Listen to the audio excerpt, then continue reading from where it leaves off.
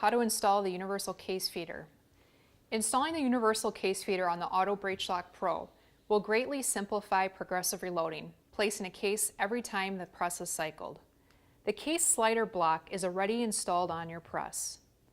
Longer cases will require you to attach the riser to the case slider block. Today, we'll be working with the 45 ACP, so we'll reference the chart inside the instructions and see we need the large feed plate setup, no riser.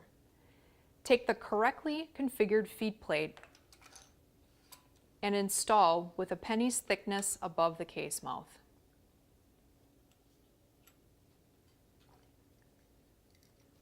Slide the feed plate carrier into the carrier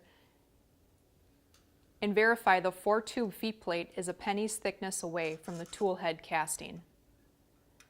Secure the feed plate with a nut above and below the shell plate carrier rail. Tighten 7/16 inch nuts under and above the carrier.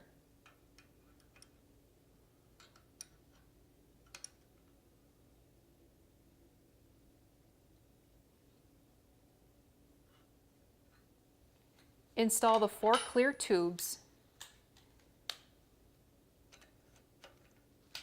and fill with cases. Your universal case feeder is now set up.